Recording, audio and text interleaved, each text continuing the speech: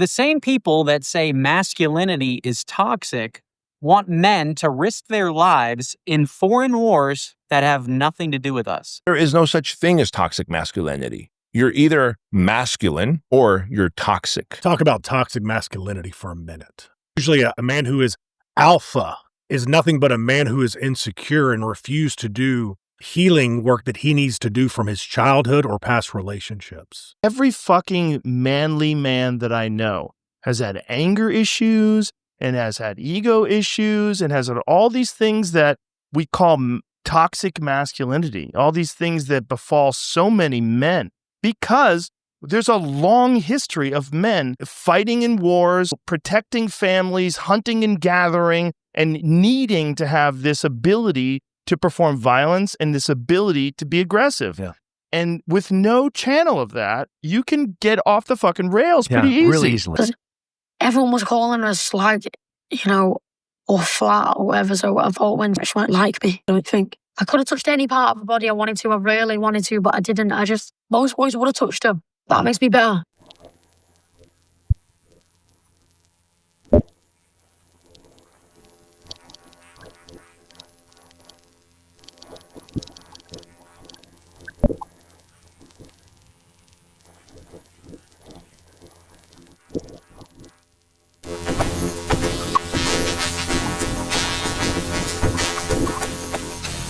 I need to tell you about two different clients I worked with early in my career. Both were 32-year-old men. Both had been court mandated to attend therapy after a domestic violence abuse incident. But their stories unfolded very differently.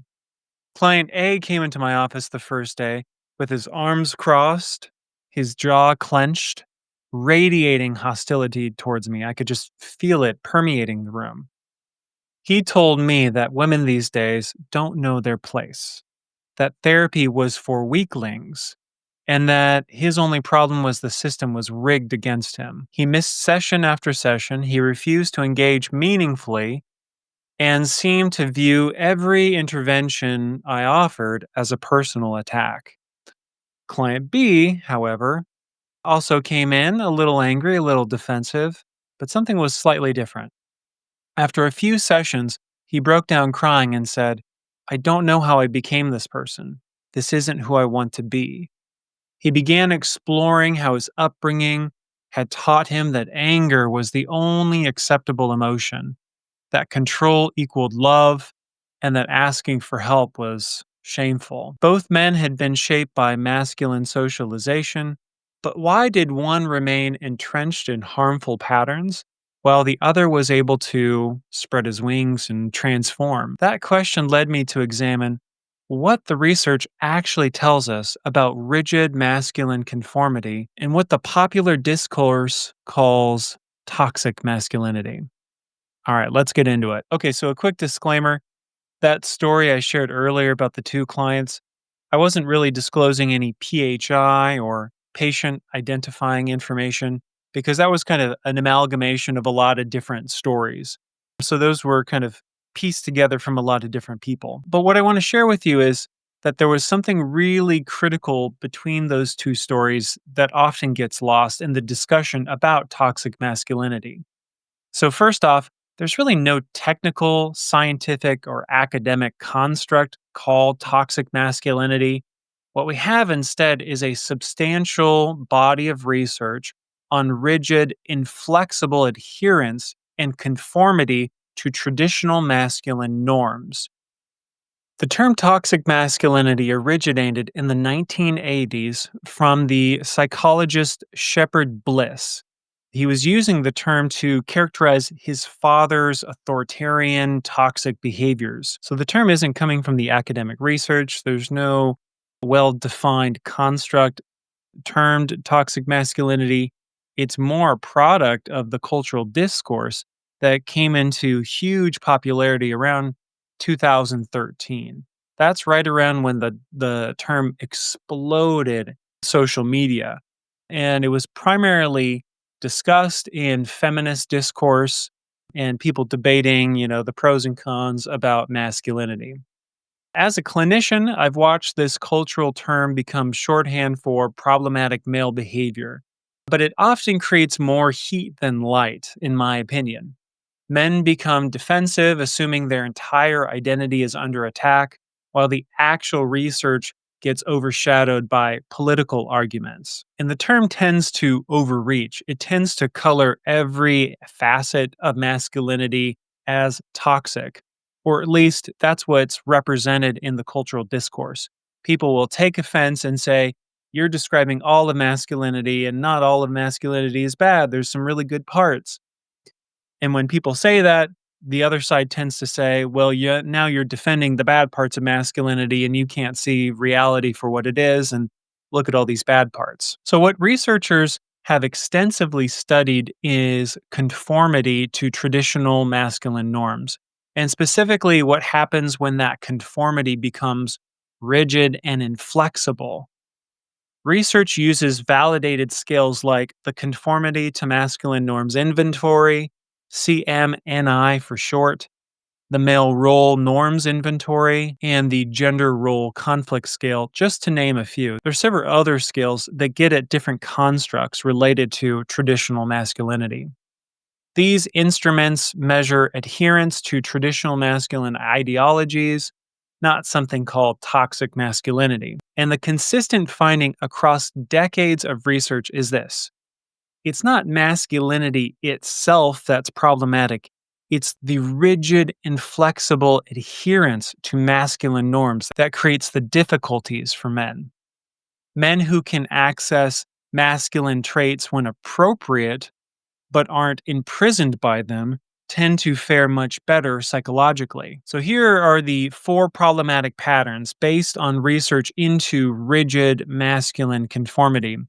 These 4 patterns consistently point to harmful outcomes. So number 1, emotion restriction. Rigid adherence to the norm that men should suppress all emotions except maybe something like anger leads to what researchers called normative male alexithymia, an inability to identify and express emotions.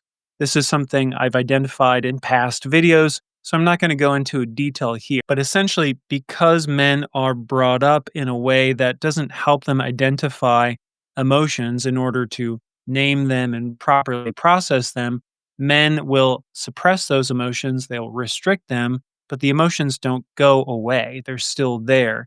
And so, because of that unprocessed negative emotionality, men will seek out poor coping skills as a way to distract themselves from what's going on inside instead of, again, like I said, properly processing and working through it. Okay, so number 2, extreme avoidance of anything that's perceived as feminine, including empathy, vulnerability, emotional expression, often measured through scales assessing fear of femininity. So even though we would say nurture, care, support of others, processing emotions, maybe those are positive things that truly do help folks. Men will resist or avoid doing and engaging in those behaviors because they've been coded as feminine. So you can see an interconnection between that anti-femininity and that restrictive emotionality. There's an interconnectedness in a relationship that heightens the poor outcomes among men. Number 3, hypercompetitiveness and social dominance. In essence, an inflexible drive to win and dominate all situations, even when collaboration or receiving support would be most effective or appropriate. Men will reject those things because they want to be stoic, independent. They're focused on their own success over the success of others. And so that drive to succeed and to dominate and to be superior and more powerful over others can really harm their relationships and actually work against them in some ways. They're losing opportunity by having to be so competitive and to always get the win, get the W. Self-reliance, number 4, self-reliance to the point of isolation, rigid adherence to independence norms that prevent help seeking even when desperately needed. Men will refuse help They will do anything and everything to try to resolve the problems on their own. But I don't know if this is true for you, but certainly there's been times in my life I'm kind of caught in a rut. And the more I try to solve the issue, the more I get stuck. It's like digging deeper and deeper down. So I kind of oscillate in this pattern, this cycle, this downward loop, going further and further into the problem when I could just reach out for support and someone's got a different perspective than me. Someone has a suggestion or a recommendation or an idea, or can just listen and be with me in my discomfort. And getting that support can really help me get out of that stuck point. But again, men are unable to ask for that support. And you can see this borne out from the data from different databases, national databases that look at treatment use among men. Men tend to not use mental health counseling. They're more likely to use emergency services. Now, before we dive into the research on masculine conformity, I need to address the elephant in the room. There are legitimate reasons why discussions about problematic masculine behavior have gained traction. As a clinician, I cannot and will not dismiss them. Here's the hard numbers, and the statistics are sobering. Men commit about 90% of all homicides globally and in the US. Men represent roughly 80 to 90 of those incarcerated for violent crimes. Men perpetrate the vast majority of sexual assaults and rapes. Men are responsible for approximately 85% of domestic violence cases. Men commit armed robberies, aggravated assaults, and other crimes at far higher rates than women. In my mandated counseling work, I saw these statistics close up. Real children had been traumatized. Real communities had been damaged. These aren't abstract numbers. They represent genuine suffering caused predominantly by men. So I think there's a way in which the cultural response and the discourse around toxic masculinity, although maybe an overreach or negative or blaming, has some merits. Given these realities, it's completely understandable why the terms like toxic masculinity emerged in popular discourse. When people, particularly women, see these patterns, they're responding to real harms, real fear. The cultural critique of masculinity didn't emerge out of nowhere. It emerged from documented patterns of male perpetrated violence, and you could even make the case that these harmful patterns of behavior, the ideology around traditional masculinity, also harms men. Many of the men I worked with in mandated settings had indeed used traditional masculine traits, strength, dominance, control, in destructive ways. They were trying to tap into those masculine values, but they were doing them in such a rigid, inflexible, extreme way, and it caused destruction. In their wake was a wake of destruction.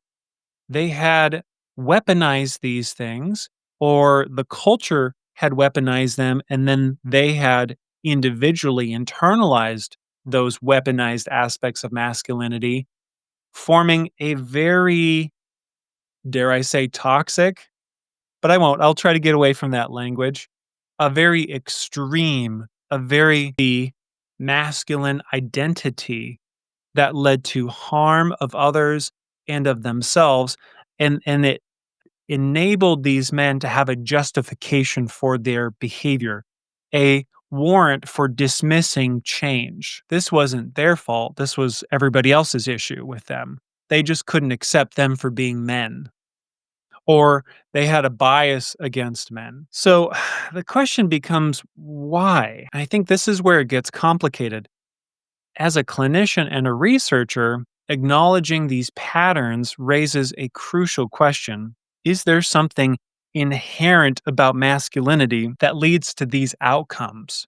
Or is there something about how masculinity is being shaped through the culture and understood and internalized and then expressed or manifested by individual men and groups of men that creates these problems. And maybe one prime example of this would be looking into the manosphere. I'm not going to get too much detail into what the manosphere is, but I guess it's kind of online groups of men that are self-reinforcing some of these extreme ideas around masculinity and femininity. I think I'll save that for a future video. But this is where the research on masculine conformity, gender role conflict, and precarious manhood becomes essential. These frameworks help us understand not just that these problems exist, but why these problems exist and what we might do about them. And I reject this false choice, though. In my experience, we often get trapped into a false dichotomy. Either we ignore these problems or we conclude that masculinity itself is the problem. But there's a third option: understanding which aspect of masculine socialization and expression contribute to harmful behaviors and addressing those specifically. So I want to suggest two different perspectives. One of which would be going from the global to the granular. If you stay in the global, masculinity as a monolithic concept or construct, and you see all these problems, lead you to conclude masculinity as its whole must be deleted, must be erased. But if you say, well, there's actually a lot of complexity to masculinity, there's a lot of different dimensions and facets. And so if we took a more granular approach, an atomistic approach, and we looked at those specific pieces of masculinity and what they result in or what they predict, then you can say, there seems to be some elements that are health promoting, pro-social, positive, and there's other elements that seem to be associated with bad outcomes. I wonder if we could maybe reconstruct masculinity so that we're accentuating those positive dimensions and minimizing those harmful aspects. And I think that's where my second perspective comes in, of positive psychology. Positive psychology has this approach of looking at positive traits, positive attributes or characteristics, and leveraging those and leveraging them against the weak traits or the harmful traits. But I want to lay some of those concepts out in greater depth and detail in a second video that I hope you stick around for, on what is positive masculinity. So I want to go back to the research on rigid masculine conformity and specifically look at a connection there with violence. So in my mandated counseling work, I observed men who committed violent acts, and they often shared certain characteristics related to rigid masculine conformity, which was an inability to tolerate threats to their masculine status and a very limited emotional range beyond just expressing anger, and beliefs about masculine entitlement and dominance. All those things were kind of clustered in the psychology of these men I worked with. And studies kind of back up my clinical observations because they link rigid adherence to certain masculine norms with increased aggression and violence. Research shows that men with inflexible adherence to dominance norms, anti-femininity attitudes, and beliefs about masculine superiority are more likely to perpetrate intimate partner violence and other forms of aggression. And so it's this idea that, like, I'm a man, I'm strong, and I'm powerful, and it's my job, it's my mission, it's my purpose to seek out and dominate and claim and have conquest over sexual opportunities, business opportunities, workplace, social opportunities. But all the while, there's kind of a fragility to it. Like, if anyone questions their manhood, you get this rage response. And then when you try to get to know that person and you try to get a sense of really what they're thinking and they're feeling, or maybe they have a need or a struggle, you get really shallow responses, a really limited sense of insight into their own inner world. It's all about external goals, external conquests. When masculine identity feels threatened or precarious, research shows that men are more likely to respond with aggression, risk taking, and attempts to reassert that dominance. It's like they went down a peg and then they've got to put themselves back up on a pedestal. And this helps explain why men resort to violence when they perceive challenges to their masculine status. And what I found particularly concerning in my practice was how untreated mental health issues combined with rigid masculine norms often created a dangerous combination.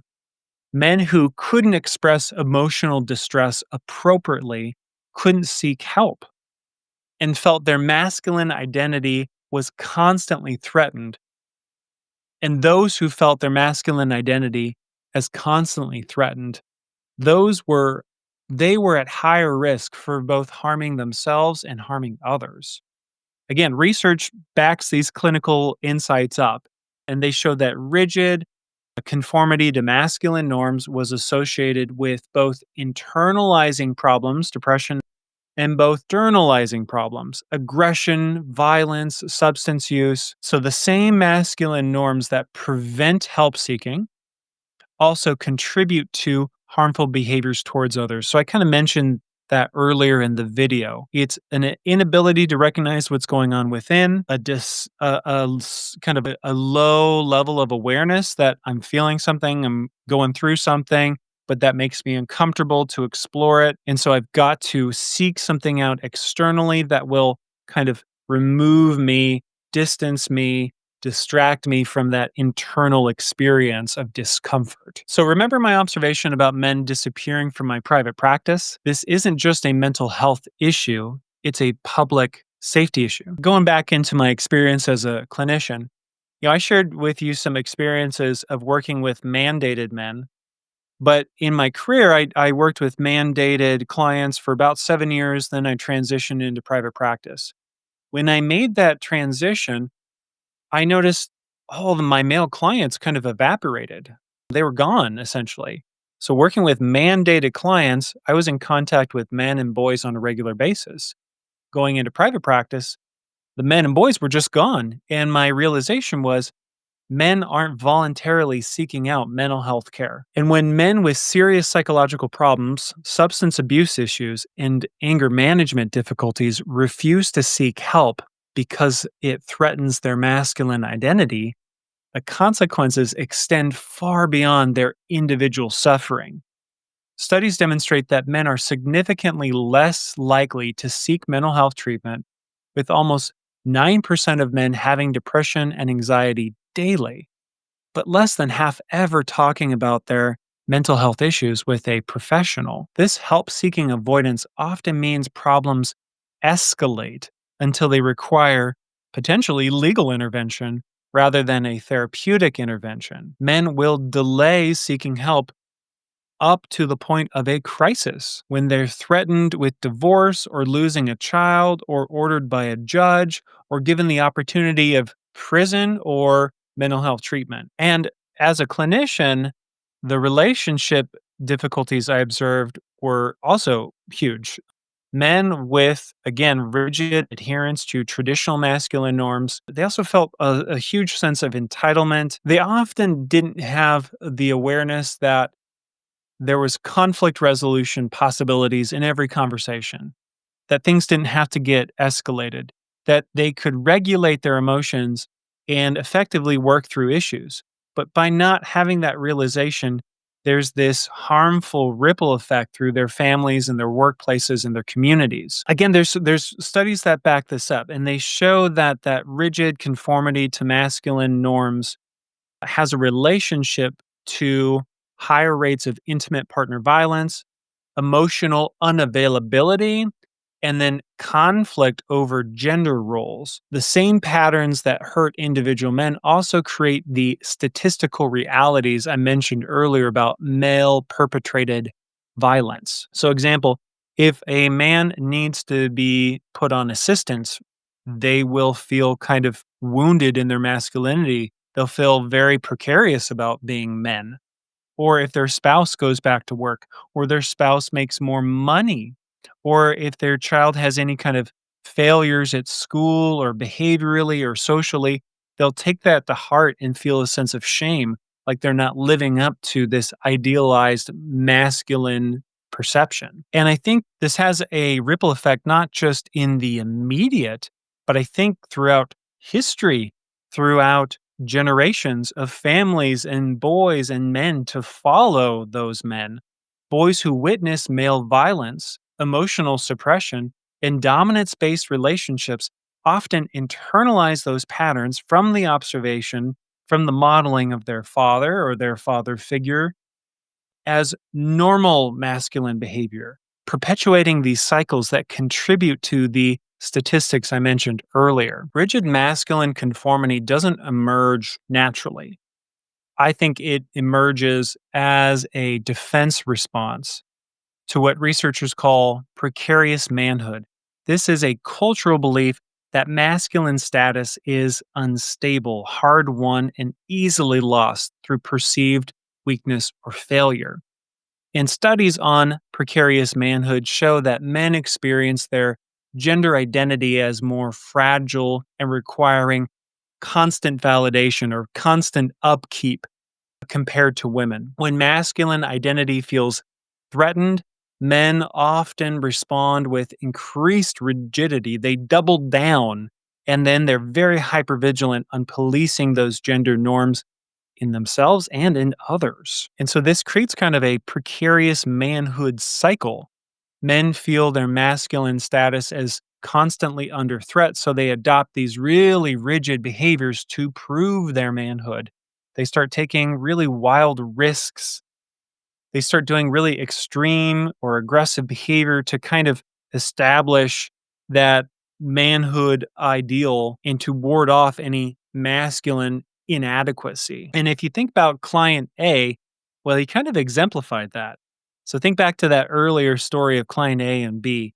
That client A, he couldn't tolerate any situations where his masculine competence might have been questioned.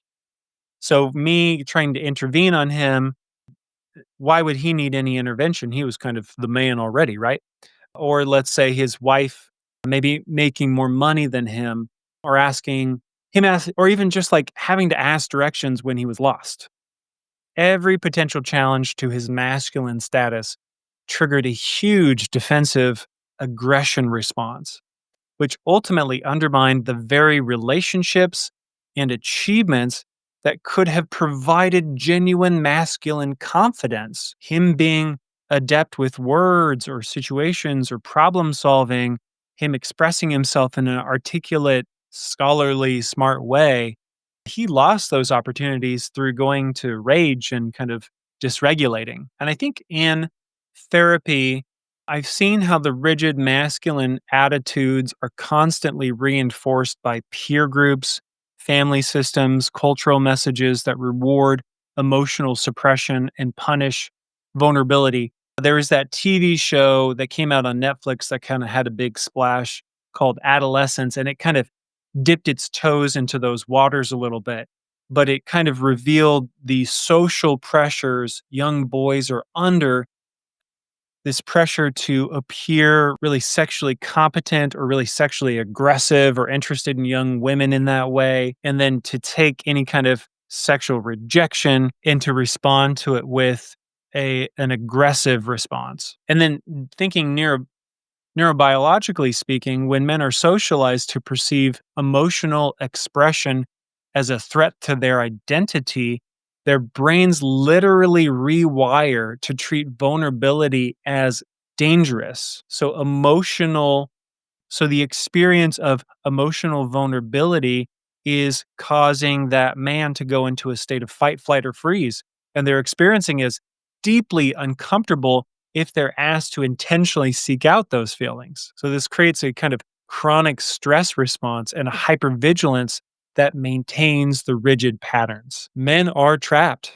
We're trapped by these masculine norms and the rigid, inflexible conformity to them. And we think that we're in control, but we're actually being controlled by fear of being seen as weak, feminine, or inadequate.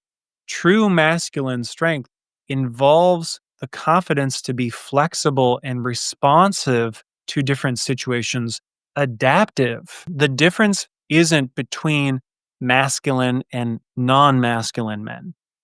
It's between men who experience their masculine identity as precarious, requiring constant proof and defense and upkeep, versus men who have developed secure masculine identity, where they're confident in their own manhood, regardless of any specific behaviors or circumstances, allowing them to adapt to situations, to be vulnerable, authentic, honest, to experience more emotions than just neutral and anger, but maybe experience something like joy and connection, freedom. And studies show that when men feel their masculine status as threatened, they respond with increased aggression, risk taking, and rigid adherence to those masculine norms. I've touched on that a couple times now in this video.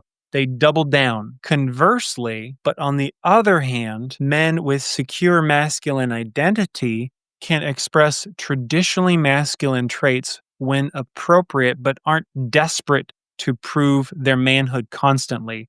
They can kind of uphold the principle of traditional masculinity, but allow contextuality, situations to inform their decisions and be more effective in those situations. Studies show that men who can express traditionally masculine traits when appropriate, but aren't restricted to those traits, have much better mental health outcomes, stronger relationships, and greater life satisfaction. So the way this might show up in like my counseling experience, for example, would be a man who's secure in his masculine identity, and I offer feedback or I give an intervention to challenge them, help them gain a new perspective. They can accept that feedback and admit mistakes without feeling their manhood threatened, versus someone who's dominated by that precarious mindset. They might interpret any feedback or challenge as a criticism, as an attack on their masculine competence, and then they'll respond defensively. But expand that out to just the therapy room. What if their spouse challenges them or gives them feedback? Or a coworker or a boss? I've worked with men who have lost job after job after job because they can't handle appropriate workplace feedback on their performance. Or even, for men who grew up like going through middle school, for example, middle school is kind of the worst. I think middle school might be a torture chamber for young boys. I think in middle school you see so much competitiveness and dominance kind of come out. And so we can't really learn, or so we feel really threatened by other men's achievements. But let's say a man who's secure in his masculine identity, he can celebrate the successes of other men and maybe even learn from their expertise or help them or empower them or have some kind of reciprocal kind of relationship, versus a man who's precarious in his masculine identity. He may view other men's successes as a threat to himself and then become more closed or competitive with that other man. Some other examples could be a secure man might express his emotions appropriately without fearing loss of his identity, whereas someone who's not, they'll restrict their emotions and they'll really be inauthentic to who they are and what they're feeling in that moment. A man who's secure, he'll ask for help when it's needed and he'll see it as an opportunity to build his competence, versus a man where asking for help would be kind of the end of him. He would have to turn in his man card and admit defeat, that he's completely inadequate. Again, you can see it's really extreme. Healthy masculine expression is contextual. A man might be competitive in sports, but collaborative at work, strong in a crisis, but tender with his children. Rigid conformity demands the same response regardless of the context. And studies consistently show that certain traditionally masculine traits, when expressed flexibly, are associated with positive outcomes, protective behavior, responsible leadership, emotion regulation, and commitment to family. And this is why I reject, again, that global perspective. We need to go to the granular level and look at the subfeatures, the subdimensions of masculinity, because there are specific elements and parts that we do not need to get rid of. We shouldn't get rid of. We would be less as a culture, less as a gender if we got rid of those pieces to that conversation. What I would do with him and how I would try to give him actually true, genuine masculine confidence that comes from an internal security of who he is. That's not dependent or reliant on some external performance or comparison to others. And you could see from client B's transformation involved him moving from a precarious state to a secure state. Instead of constantly trying to prove himself, he could drop his guard and genuinely engage with me in the therapeutic process and experience growth and change. And we need to drop the policing, right? We need to teach men to recognize when they're responding to perceived threats to their masculine status and develop alternative responses that actually strengthen rather than defend their identity. We also need to build up masculine confidence, helping men develop confidence in their masculine identity that doesn't depend on constantly proving it to others or maintaining a rigid performance standards. Redefine masculine strength, reframing help seeking, emotional expression, and vulnerability as forms of masculine courage, rather than, again, a threat to their masculine identity. Now, some of the therapeutic approaches that might work would be something like cognitive behavioral therapy, acceptance and commitment therapy, emotion focused therapy, group therapy. There's a lot of different models that could work, but they need to be adaptive and in tune with the masculine norms and socialization. In other words, they need to be culturally responsive to masculinity. I think the research shows that positive masculinity is associated with better mental health. The goal is to help men develop securely rather than precariously, and so they can start to tap into that positive masculinity, that pro-social, health-promoting masculine norms that is part of traditional masculinity.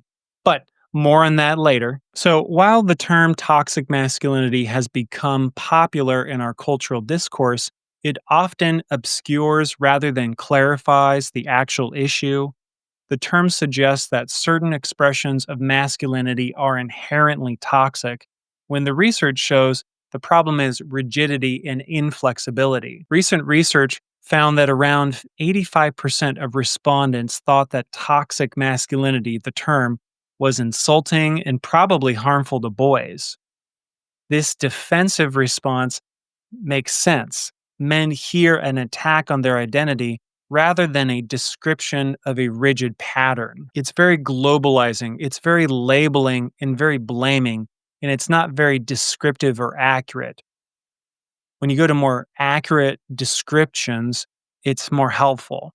I think taking that granular view. So instead, toxic masculinity, the research shows concepts like precarious mans. So going into the research, again, you don't really see that term toxic masculinity. What the research does discuss is precarious manhood and masculine identity threat, masculine gender role conflict and strain, rigid adherence to masculine norms, inflexible masculine conformity, and problematic masculine socialization patterns. In my practice, I found that focusing on flexibility and psychological health using that positive psychology framework is far more effective. Using that positive psychology framework is far more effective.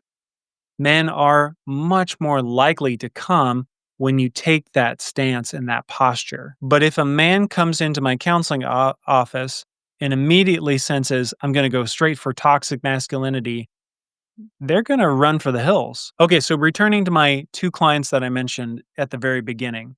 Client A remained trapped in rigid patterns that cost him his relationships and psychological well-being.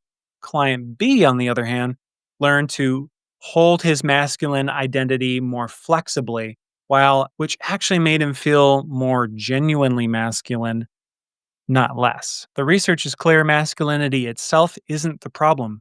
Precarious masculine identity and rigid, inflexible adherence to masculine norms are. Men who develop secure masculine identity can access traditionally masculine traits when appropriate, while also being emotionally flexible and relationally skilled. And those two things in tandem tend to produce the best outcomes. Understanding precarious manhood and rigid masculine norm conformity isn't about attacking men or masculinity. It's about freeing men from the exhausting performance treadmill that they're on and helping them develop genuine masculine confidence. Finally, my goal isn't to make men less masculine.